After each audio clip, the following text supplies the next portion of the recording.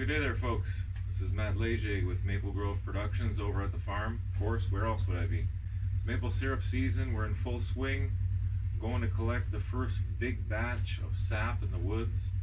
Lots to collect. A lot of it's frozen though, so we've got the extra added challenge of thawing out the sap first before we can filter it, before we can boil it. So makes it a little bit more challenging, but as the weather gets nicer and nicer, we'll have to deal with the ice less and less, so no big deal.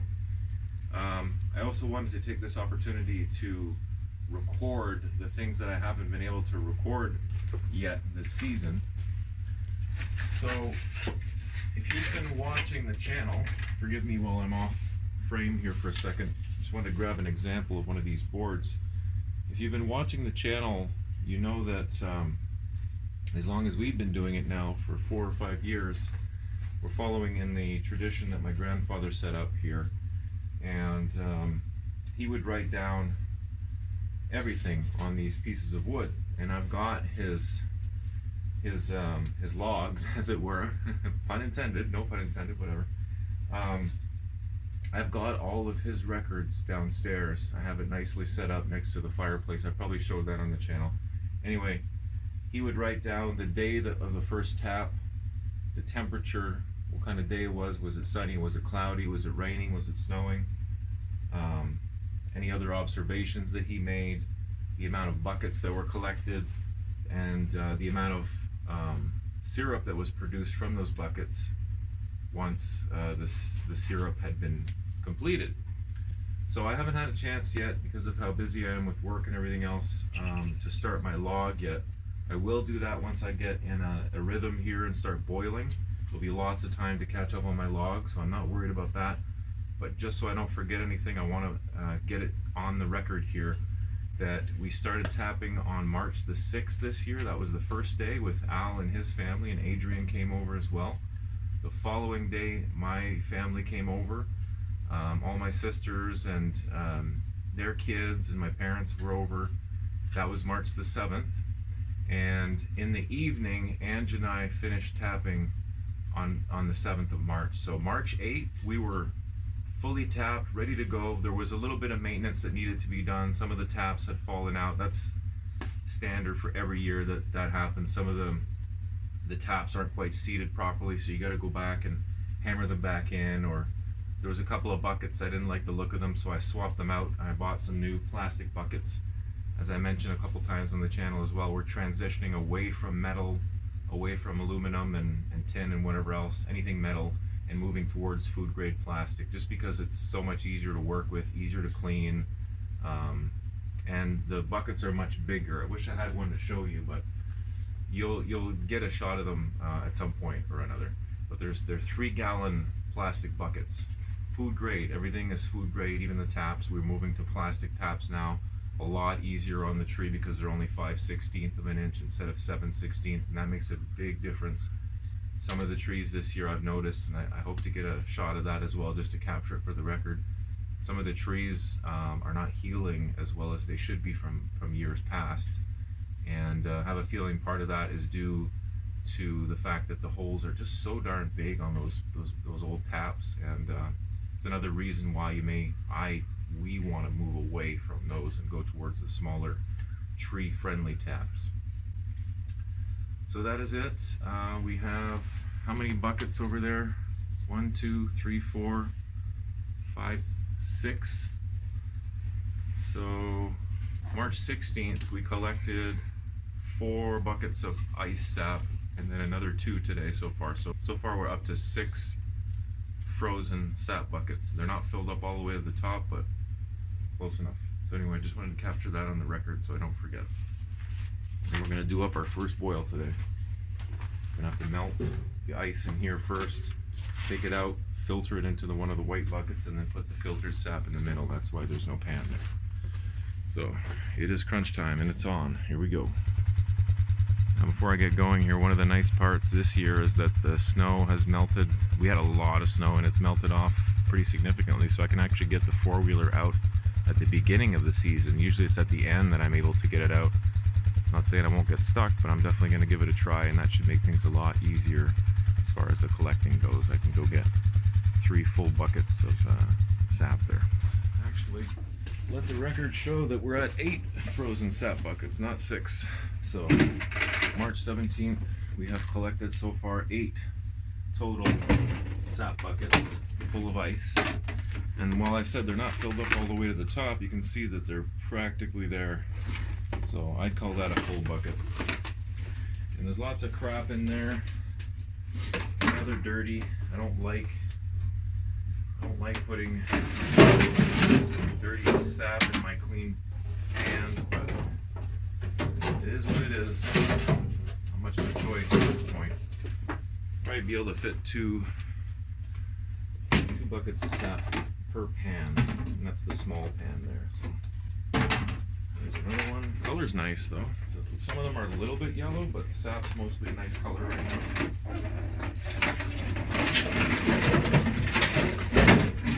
There's just maybe 1 or 2 trees that were producing a little bit of a yellow sap, but that's also normal to a certain degree. Beginning of the season, so.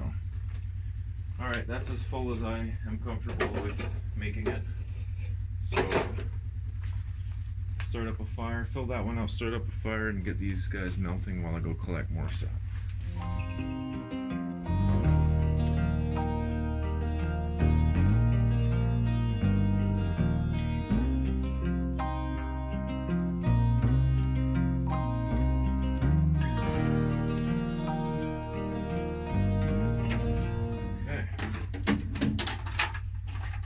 Buckets, I'm setting them up on stakes. This is how my grandparents used to do it. They just put them upside down, give them a quick rinse actually, and then put them upside down on stakes to let them air and sun dry. Alright, 4-wheeler's been running for 15-20 minutes now. Oh, look at that. First burr of the year. Found its way to my coat. I was going to throw it out the door, and then the dog passed by at the exact same moment. You almost got a burr in your fur there, Leah. You would not have enjoyed that, trust me. Alright, let's get this fire going here. And again, for those that don't know me, I have a very specific way of doing fires, and I'll show you that now. I mean, a fire is a fire. Do it however you want, but this is the way that I do it. And it's what works best for me.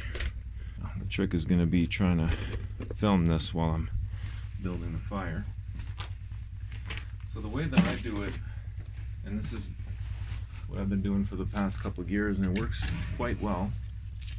If you have this type of a barrel stove that are kind of lengthwise, not wide but long, get yourself a couple of either half logs or quarter logs like this. Set it up on the side.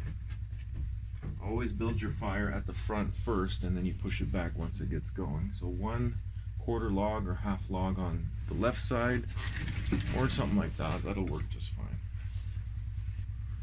So this one on this side. We'll do bark out. I don't think it really matters. And then what I do is I'll grab my kindling and my newspaper, and if done properly, you shouldn't need more than 1 or 2 pieces of newspaper. So let's see if I can get it going with only 2 pieces. Crumple it up real good. Some people say to twist it, or do it that way instead of crumpling it up. Whatever floats your boat. So set that up like that. We'll try it with only, you know what, I'm going to go 3. We'll go 3 pieces. That's probably overkill, but once you got those in the middle, we're basically creating like a little oven. Then grab your kindling. Like with any fire, you go from the smallest pieces to the bigger pieces. So I'm just going to build like a little teepee here and just put some pieces of wood around it. Try and make sure that they're standing up. And actually, before I go on, I'm going to find some smaller pieces like this. Really light, really dry, small pieces. And I'm just going to lay them across like that. So you can see that this is going to be a nice little kindling piece here after. You can see that what we're doing is exactly what I said. We're making a little oven here. It's not brain science. It's not rocket science either. But essentially, what's going to happen is this newspaper will light. It'll catch the smaller stuff inside. The smaller stuff will catch the smaller logs on top. And as that burns away, it'll catch the outside pieces and kind of make one big cohesive fire. That is the idea. That is the way I like to do my fires. To each their own. But if you have this style of a stove for your maple syrup or for your cabin or your shack or whatever, give it a try. Let me know how it works for you. So at this point, I'm just, again, we're always moving from smaller pieces to bigger and bigger pieces. So I really think that that's going to be enough newspaper, because once this stuff gets going, it's going to be like a runaway freight train. So this is probably even overkill here at this point. I'm going to put that there. Maybe just scoop up a little bit off the ground, clean up a little bit at the same time. Throw that in there, make sure I don't grab anything that's too wet. And I'll just actually put that on top, that doesn't matter. Alright, now the true test. Let's see if we can get it lit up. Alright, so light it on a couple different places, middle, side. Again, it's not, there's nothing to it, it's just one little technique or trick like this can go a long way. So if you've got something to share with me, by all means. Once it gets going, I like to close the door so it doesn't get too smoky in here, and just open up the vent and just watch it. It's going. Maybe just for today, we got the, I'll open up the vent. We got the door cracked wide open, so just for the camera, I'll leave it open, but you can see how by opening it, the smoke's just gonna come out of every little crack and crevice that it can. So this is a good opportunity to see where you have some leakage. And I've got a big leak here because my panels are not straight. Ooh. Whoa. Try and put it upside down. See if that helps. Alright, so that is going nicely. And while that's going and melting this sap, we're going to get on the four-wheeler and go pick up the sap, probably frozen again, in the woods, and we'll come back and keep at it. So for those that have never been in our sugar shack, this was built by my grandfather some 25, 30 years ago. And the ventilation system here at the top's a bit rudimentary, but hey, it works. It does the trick for us. So all I do, it's set up on a little pulley system here, and all I do is just take the bungees off, and I'll grab this stick right here and make sure that this doesn't get away from you. Basically just crack it open on one side, crack it open on the other side. You can see all that smoke up there that wants to get out. Yeah. So I'll put that right there, and that is good enough.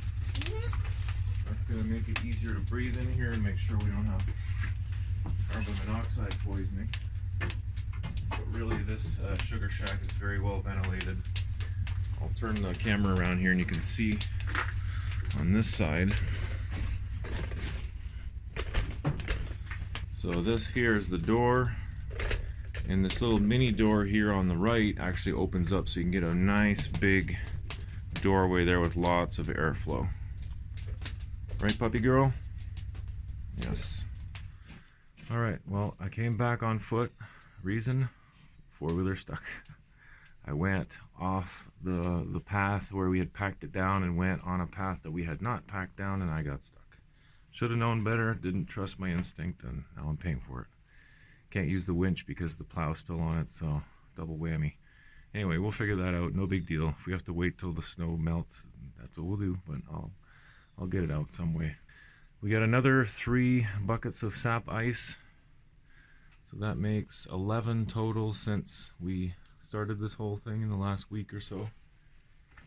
If I flip things around, the sap is almost ready to be filtered. I can actually add some more in here and here, probably another bucket of sap ice between them. Once that's melted down, then we're going to filter it through a white bucket and a cloth with very fine microns.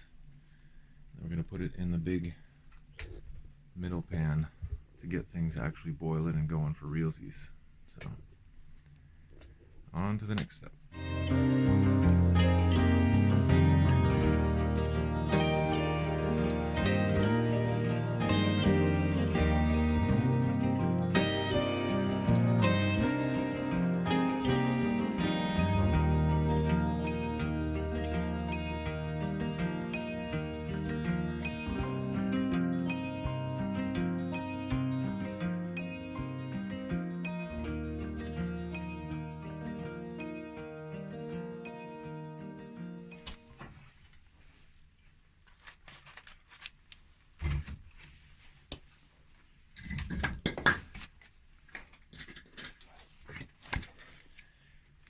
One thing I like to do that my grandfather taught me is to put, mentioned a few times I think on the channel, but just to go over it one more time.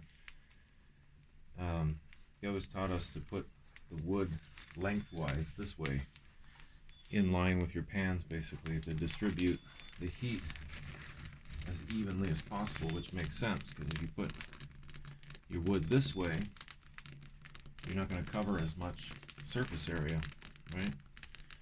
And it kind of promotes the wood burning in an upwardly angled that way towards the flue, and that's exactly what we want. So it all makes perfect sense. Leave it to the old guys to know how things are done through trial and error and experience. That's something that's definitely undervalued in our, to make a commentary here, I guess. Our society definitely undervalues our elders and doesn't give them nearly as much credit as they deserve. So every time I can hear a story or learn from someone that's got more life experience than me, I take it, because I don't know everything, and I won't claim to, and I'll never know everything, but I can learn a lot from people like my grandfather, who taught me just so many things, and then I'll in turn pass that on to my kids. Hopefully their kids will do the same. You get the idea. You guys understand. That's where I'm at. Philosophy Corner, I guess, today. So, there it is. Melting it off. We'll keep at it. Keep doing periodic updates. I also got myself a clean bucket. I can't recommend this enough. Oh, these two. These are nice to have as a backup. If you're doing things, these are not the tubes that you run through their woods. These are tubes that you hook up to the tree that run into the buckets. It's an alternative to the taps, basically. You can connect these in all sorts of creative ways. But the importance of the clean bucket cannot be overstated. It's always important to have that, whether it's for collecting your clean sap or filtering into, you need something clean. There it is, and make sure that it stays clean so that you can actually use it for what it's intended. But very important to have a clean bucket, always. You know what, on second thought, this is going to take forever to boil, so I saved myself one bucket. I wanted to save two, but we went down to one bucket just to clean the pans, and that way there we're not losing any sugar. We're not having to rinse out all the sugars out of the pan whenever we're between batches. So try that tip out and you'll see what I mean. Keep always 2 buckets full of sap for rinsing your pans with, and then you'll keep all those delicious sugars that accumulate at the bottom and all around the pans. It's a really good trick. I've got a few more of those that I'll share as well as we get going here throughout the season. That's it. Hope you're enjoying the documentation here of the whole process, and sitting in with us as we boil up our first batch of the season. It's really exciting. Can't wait to taste some and see what it's like. And yeah, hope to catch you again on the next one. So we'll give you a nice final closing shot here on the sap as it starts to finally change color and starts to get darker, especially in the middle there. Soon enough, you'll be smelling that nice maple syrupy, caramelized sugar type of smell. And then this whole place is going to smell delicious. Yeah, it's going to take several more hours. It's a huge batch, good first batch.